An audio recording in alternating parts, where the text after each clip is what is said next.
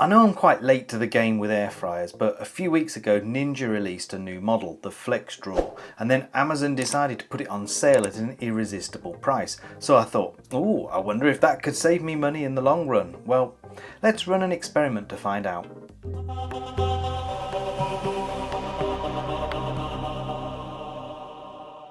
The Ninja Foodi FlexDrawer is the latest air fryer model from Ninja.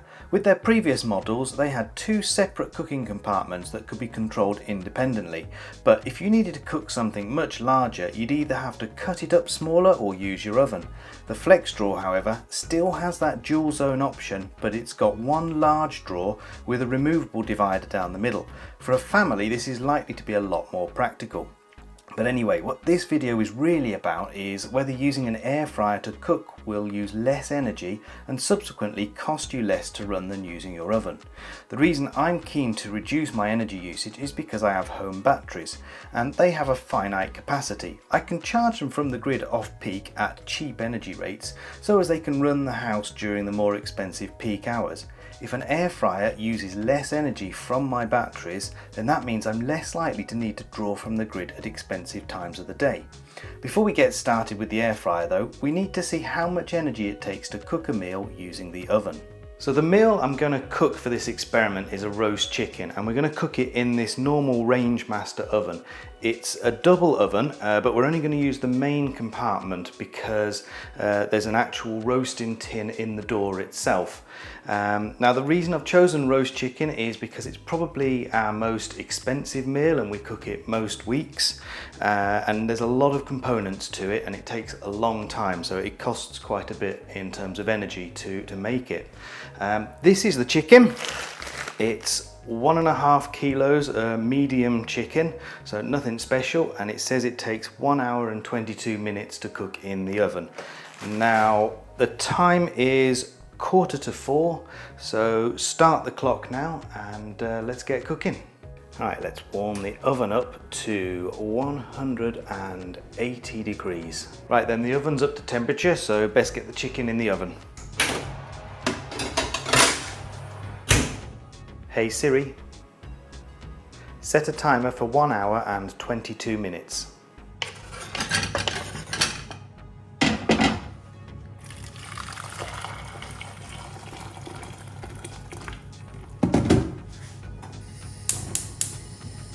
Obviously you need to prepare some veg if you're going to have a roast dinner. We've got a gas hob, so that means that we're not going to be using any electricity, so that won't affect the results of the comparison between the oven and the air fryer. And as with every roast dinner, you have to pay the carrot tax.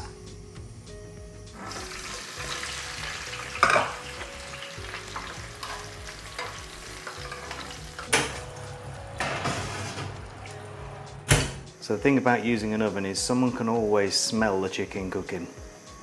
Put in a couple of pigs in blankets without the blankets in here for my son. And now a vegetarian bake thing for my daughter. And of course we need two types of gravy. So we've got a vegetarian gravy right here. And we've got a chicken gravy here. And stop the clock. Right, we don't need any more energy for cooking. It's 5:20 right now, so when we come to look at the energy data in a bit, then we'll know what time we finished. So the kids always like a Yorkshire pudding, so I put a couple of Yorkshire puddings in the oven just to heat through. The oven's not on, so there's no energy being used, it's just the residual heat in there. I'm quite pleased with how this has turned out. It's nice and crispy on the outside and the potatoes look pretty good too. So I'm gonna sit and eat my dinner now, and I'll see you again in a minute when we can go through the energy data. I'm using Home Assistant to monitor all of my energy usage in my home, and that allows me to view some pretty useful graphs. Let's look at the power graph while I was cooking. You can see all of the nice spikes as the oven thermostat clicked on and off, and the bigger bursts of power when things like the kettle were being used to boil water. Now, obviously there was some background energy usage in the home that was nothing to do with cooking, and we need to remove that from the results. I tried to keep that as stable as possible, but of course it did increase during the cooking period because it was getting dark outside and our lights came on. So I'm going to take an average based on the background power level at the start and end of cooking. At the start, the background level was 643 watts, and at the end it was 757 watts. That is an average of 700 watts exactly. The time period of cooking was 95 minutes, which includes the oven warming up. That is 1.58 hours. 700 watts over 1.58 hours is 1.1 kilowatt hours of energy used. Remember that for later. Now, I have 2 home batteries, and if I had planned this better, then I would have combined the energy data from both of them into one sensor to make this easy for me. But I didn't, so I'll need to look at the graphs for both of them.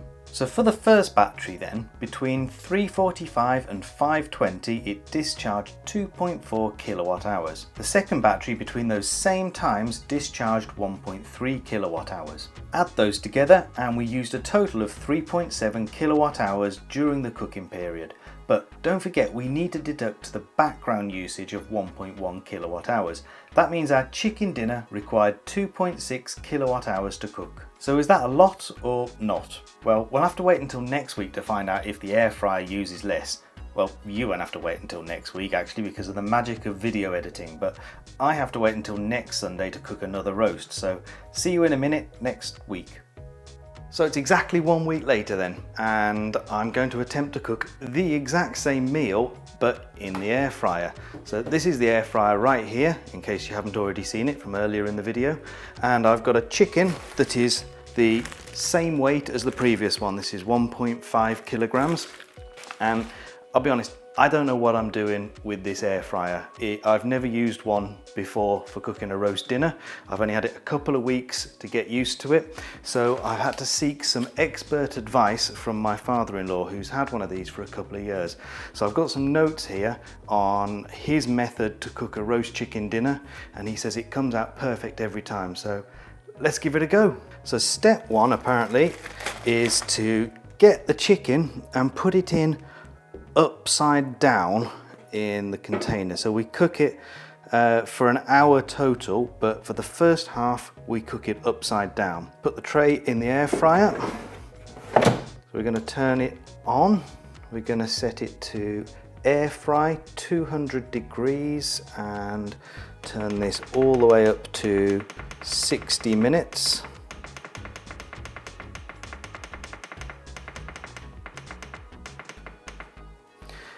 And I think I just go start. What have I done wrong?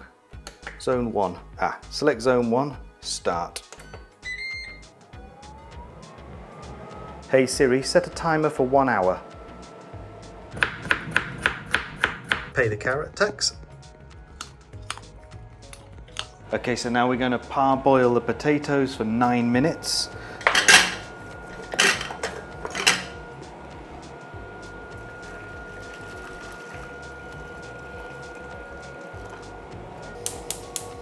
Right, that's half an hour, so that's halfway through. I've got to turn the chicken over. Oh, that's looking pretty crispy already.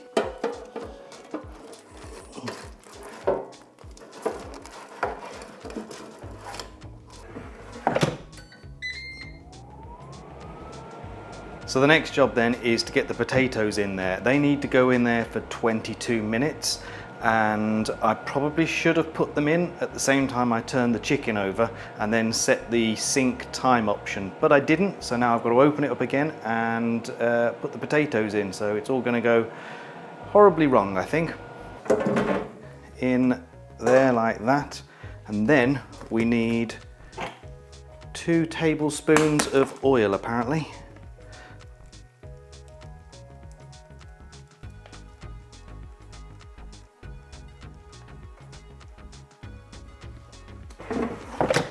And now I need to set zone 2 to air fry at 100 degrees, I think. Let me check my notes. 200 degrees, yep. For 22 minutes, and I want to sync with the other one. Is that sync? No, I don't know.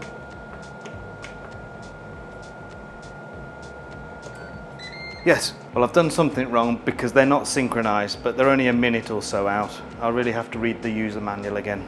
While this is cooking, I have noticed that it doesn't give off quite the same aroma as when you cook it in the oven. So there is a roast chicken smell in the air in this kitchen, but certainly it's not enough for my cat to come in and start begging for scraps. I spoke too soon. Okay, it's about 8 minutes to go, so I need to take this out again. We need to give the potatoes a good shake. And then if you remember, 2 pigs in blankets without the blankets, and 1 vegetarian bake. I'm going to put the vegetarian bake in with the potatoes and put that back in for the last 8 minutes.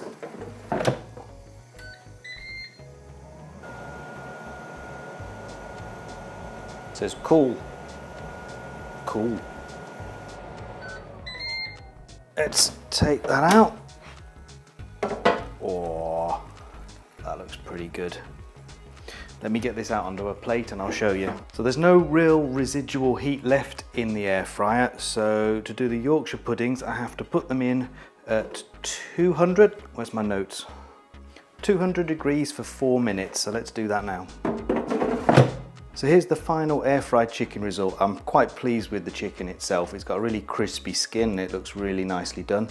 The roast potatoes I'm not quite so convinced about. They don't look as good as oven roasted ones. So perhaps I need a bit more practice at those. But anyway, I'm gonna serve this up, eat it, and then we can go through the energy data. Same as before then, let's start by looking at the power graph for my home during the cooking period. Taking an average background power level during that period gives us a value of 713 watts. The total cooking time was 70 minutes, which was 25 minutes less than when we used the oven, and that's 1.17 hours. The background energy used during the cooking period is therefore 0.832 kilowatt hours. This time I decided to temporarily turn off my second battery to make things easier for me, so we only need to look at the one energy graph. Between 4:15 and 5:25 the battery discharged a total of 2.5 kilowatt hours of energy. It was dark outside, so there's no solar to consider, and my inverter can supply 6 kilowatts of power, so nothing was drawn from the grid. We used 2.5 kilowatt hours from the battery and we need to deduct the background usage of 0.832 kilowatt hours.